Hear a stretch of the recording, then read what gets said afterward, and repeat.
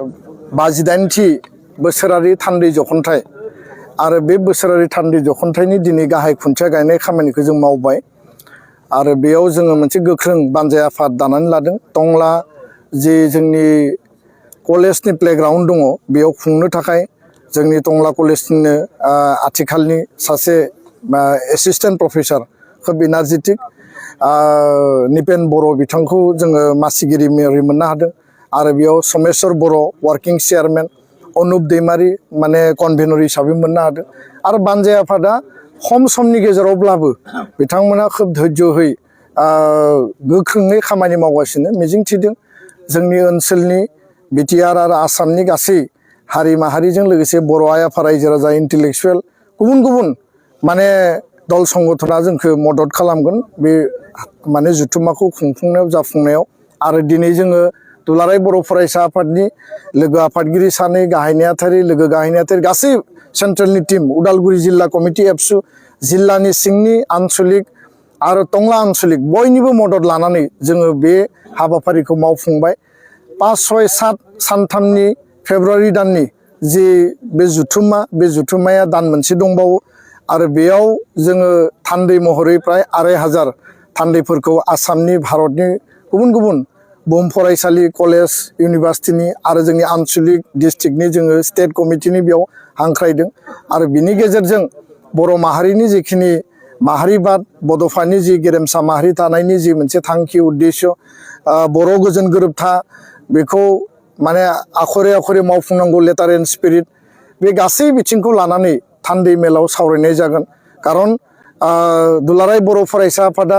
जोङो अराजनैतिक जातीय आरो छात्र संगठनब्लाबो जोंनि इस्यु एजेन्डाया मेक्सिमाम पलिटिकेलि रिलेटेड आरो बेखौ सरकारा समाधान खालामनांगौ आरो बेखायनो जोङो टाइम एन्ड एगेन भारत सरकारजों आसाम सरकारजों जों सावरायदों आरो बे जुथुम्माया जाहाथे बेनि सायाव प्राधान्य मोनो बेखौनो जोङो हास्थायगोन। 5 तारिखआव जोंहा डेलिगेट सेसन जागोन। मोनाबिलियाव जोङो जोंनि गेदेमाफोरनो आलारि बाथि सावनाय बा गोजोननि थाखाय आलारि बाथि सावनाय बे हाबाफारिया जागोन। 6 तारिखआव जोङो मोनसे नेशनेल लेभेल सेमिनार लादों आरो बे सेमिनारा गुन गोनां सोलोंथाइनि मावथांखि आरो कम्पिटिटिभ एग्जामाव जों माब्रैहाय जोङो एचिभमेन्ट मोननो हायो, बर' बिजोङाव फरायनाय, गुबुन गुबुन बिजोङाव फरायनाय आरो बे सावरायनायाव आसामनि सोलोंथाइ मन्त्रि डक्टर रनज पेगु बिथांखौ लिंनो थाखाय जों थिग खालामदों। APSCनि बारग' चेयारमेन देबराज उपाध्याय बिथांखौ जोङो अलरेडि हांख्रायबाय आरो बारग' माने लेफ्टेनेन्ट जेनेरेल माने 4 करप्सनि रिटायार्ड राणा प्रताप कलिता बिथांमोनखौ जोङो हांख्रायगोन। लोगोसे बर'नि माखासे इन्टेलेक्सुवेल गेदेमा बिथांमोनखौबो जोङो हांख्रायगोन। बेयाव प्राय 10,000नि बारा फरायसा फरायसुलिखौ जोङो बेयाव ज' खालामनो थाखाय जों थांखि मोनसे लादों। 7 तारिखआव अपेन सेसन जागोन आरो बे अपेन सेसनाव जोङो भारतनि सोलोंथाइ मन्त्रि डक्टर धर्मेन्द्र प्रधान बिथांखौ जोङो हांख्रायदों आरो बिथाङा फैनो जोंनो खोथा होदों आरो बेजों लोगोसे आं दहाय बुंनाय बायदि जे बर' गोजोन गोरोबथानि मोनफ्रोमबो दफाखौ मावफुंनांगौ आरो बेनि आधाराव जिहेतु जोंहा सिमा बारायनांगौ दङ। 125 एमेन्डमेन्ट आर्टिकेल 280 मावफुंनांगौ। मर अट'नमि BTC BTRनि फाइनान्सियेल पावार, बर' कसारि काउन्सिलखौ पुर्नांग मर्यादा होनाय, ST हिल कार्बि आंलंनि बर' कसारिफोरनि जेंना आरो सोलोंथाइनि इस्युसफोरखौ लाजोबनानै जों आसामनि गिबि मन्त्रि डक्टर हिमन्त बिश्व शर्मा बिथांखौबो हांख्रायनो थाखाय जोङो थिग खालामदों आरो बे जुथुम्मानि गेजेरजों जोङो जाहाथे बर' माहारिनि जिखिनि आद्रा थानाय जेंना जेंसि समस्याफोर दङ समाधाननि लामाखौ मोननो हायो, बर' हारिनो जों मोनसे मेसेज होनो हायो आरो बे जुथुम्मायाव जोंहा लिटारेरि कम्पिटिसन, कालचारेल कम्पिटिसन, काबादि आरो फुटबल, गायदे हेलेना आरो माने सोमला बसुमतारिनि मुङाव जोङो बे कम्पिटिसनखौ जों खालामगोन। लोगोसेनो एक्जिबिसन थागोन आरो बे एक्जिबिसना नायनो गोनां एक्जिबिसन, कालचारेल रेलि जोङो हाबाफारि लादों। बायदिसिना माने जोङो कालारफुल मोनसे इभेन्ट आरो जातीयताबादनि माहारिबादनि मोनसे नेरसोन हिसाबै जोङो गोथौ आरो गुवारै गासै बिथिंखौनो लांनायनि थाखाय जोङो सिन्था खालामदों। बयबो जोंखौ मदद होथों आं बेखौनो खावलायबाय आरो बयबो लोब लोब बे जुथुम्माखौ बयबो बाहागो लाफैनानै नायफैयो, मदद होफैयो, बेखिनिखौ खावलायबाय दिनैनि बे खुन्थिया गायनायनि हाबाफारिनि गेजेरजों। मोनसे आलादा सोंथि बड'लेण्ड मुलुगसोलोंसालि आरो क'क्राझार मुलुगसोलोंसालिनि सानै रेजिस्ट्रार डक्टर सुबुं बसुमतारी आरो डक्टर डिमासा डि मुसाहारि बिथांमोनखौ आयेननि बारगा हाबा मावनानै माने आयेनखौ भंग खालामनानै नियम भंग खालामनानै राजनैतिक मोनसे आक्रोश राजनैतिक मोनसे कनस्पिरेसियाव राजखान्थिनि बलि हिसाबै पबित्र सोलोंथाइनि मन्दिरनि सानै जे रेजिस्टार जाय बिथांमोना माहारिबाद माहारिनि आदर्शखौनो लानानै बड'लेण्ड सोमावसारनायनिफ्राय दासिमबो हारिनि थाखायनो थैस' थांस' दङ बिथांमोना साख्रि मावदों नाथाय बिथांमोना माहारिनि थाखाय हाबा मावबोदों बिथांमोना कुनु पलिटिकेल पार्टियावबो गैया आरो कुनु पलिटिकेल इन्ट्रेस्टबो बिथांमोना गैया 29 नभेम्बरनि घटनायाव बिथां सानैया कुनु कारनाव कुनु बेलायाव कुनु माने परिबेशाव बिथांमोना जड़ित नङा जों जिखौ एनालाइसिस खालामदों एसेसमेन्ट खालामदों किन्तु बेयाव गोबां राजनैतिक लबि सोलिनाय जों नुबाय बेयाव मोनसे कनस्पिरेसिनि जाल सोलिनाय जों नुबाय आरो राजनैतिक आक्रोशआव बिथांमोनखौ बोखारनानै जरजुलुमै जेराव काउन्सिला मोनसे अट'नमास मोनसे बडि जाय माने इउनिभार्सिटिनि रेजिस्टारखौ बोखारनायनि बिस्रा डाइरेक्ट थोंजों अधिकार गैया राजभवनाव लेटार हरदों राजभवना एक्न'लेजमेन्ट बायदियै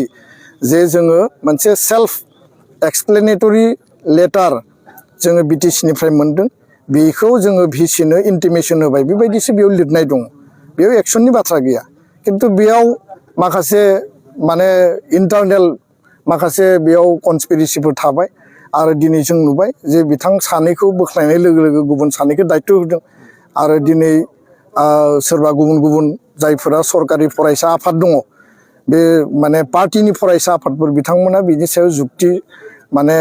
बेसिसफोरखौ होनो नागिरदों किन्तु बे आयेनाव बियो जेनगोन आरो आयेनाव जुडिशियेल लिगेल जेला फाइट जागोन अट'मेटिकेलि बिथांमोना जेखौ आयेन भंग खालामनानै मावदों बेयाव जेनगोन आरो जों खावलायो हाग्रामा महिलारि बिथांखौ जे बिथांनो रायजो राजाया मेन्डेट होबाय बिटिसिखौ मोजाङै सालायनांगौ रायजो राजानि जौगानायनि कमिटमेन्ट खोथा बाथ्राफोरखौ जिखौ बिसायख'थियाव बिथांमोना बुंदोंमोन बेखौ लानानै गोख्रोङै मोजाङै मावफुंनांगौ आरो बेखौ बाद होनानै जुदि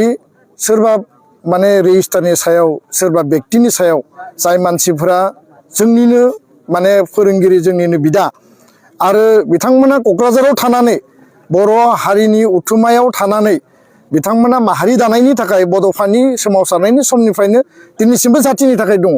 बेबायदि मानसिनि सायाव जुदि राजनैतिक आक्रोश देखायोबा आरो समाजाव हारिनि सार्थनि थाखाय माहारिनि सार्थनि थाखाय खोथा बुंग्रा मानसिफोरनि खुगाखौ बेबायदि एक्सन लानानै जुदि बन्द खालामनो नागिरोब्ला हारियालाय बबे लामाजों थांगोन हारिया बबे लामाजों जौगानो नागिरदों दा बेखौ जोङो नुनानै सोमोनांदों फारसेथिं जौ जुवा माने पिकनिकआवबो जुवा जौनि आड्डा बहाबा नोङो मेला फुजायावबो माने जुवा आरो जौनि आड्डा बेफोर थासारिखौ बुङोब्ला सोरबा सोरबा दुखु मोनो सोरबा सोरबा नांनाय बायदि मोनो किन्तु बास्तबथ' रायजो राजाफ्रा नुदों बयबो जोंखौ बुंदों गावजों गाव रायलायदों किन्तु रावबो खुगा सिनो हाया गियो बे मा दमननि बे माने परिबेस जों बेखौ साबजायाखै जों दुखु मोनदों आरो हाग्रामा महिलारि बिथाङा रिथिं खालामनांगौ बिथाङा जुदि बयनिबो वेल एक्सेप्टेड लिडार जुदि हिसाबै गावखौ दिन्थिनो नागिरदोंब्ला बेबायदि राजनैतिक आक्रोशखौ खालामनायनिफ्राय गोजानाव थानांगौ आरो बेफोरो थिग नङा बेखायनो आं खावलायो जे जायफोर सरकारि फरायसा आफाद बे सरकारि फरायसा आफादफोरा माने जुक्ति होनायाव जेबो बेसिस गैया बिथांमोना सोरबा सोरबा बुंदों जे बिटिसि सेक्रेटारियेटखौ लन्ड' भन्ड खालामनाया बे एन्टि नेसनेल होननानै बुंदों आरो बर' हारिया थांनाय 34 इयार्सनि आन्दलनाव जोंनि खुद्रिनाय जोंनि डिप्राइभ जोंनि मोनथायनिखौ बन्सित खालामनायनि थाखाय जोंखौ अयनायै लावथि बाहोनाय जेलाव लांनाय गावथारनायनि बिनिमयाव रागा जोंना खुद्रिनानै मालाबा सरकारि माने अफिस सरकारि प्रपार्टिफोरखौ मालाबा लन्ड' भन्ड खालामनाय डेमेज खालामबोनाय थासारिया जादों अब्ला एन्टायार बर' कमिउनिटियानो दिनै जातिनि सार्थआव जोंनि फरायसा फरायसुलिफ्रा खालामफ्लांबाय आबेगाव खालामबाय बेखौथ' गोसो जानानै खालामाखैना दा आबेगाव खालामनाय बे जाथायखौ लानानै माने बै एन्टि नेसनेल होनना बुङोब्ला 34 इयार्सनि आन्दलनाव बर'फ्रा एन्टि नेसनेल खामानि मावदोंमोन नामा बर'फ्रा राष्ट्रद्रहनि खामानि मावदोंमोन नामा आरो बे बेलायाव संग्रामि एबसुनि दैदेनगिरियाबो गोलैगोन बिएलटिनि दैदेनगिरियाबो गोलैगोन एनडिएफबिनि दैदेनगिरियाबो गोलैगोन जोंथ' राष्ट्रद्रह खामानि मावग्रा नङा आरो जों राष्ट्रद्रही नङा राष्ट्रनि संबिधानखौ मान मर्यादा होनानै जोंनि आर्टिकेल 2 आरो 3 आव आलादा रायजोनि दाबिनायजोंसो दिनै बिएसि बिटिसि बिटिआर मोनदों बेफोर खोथा बाथ्राफोरखौ बुंनानै मा बुजायनो नागिरदों ओरैनो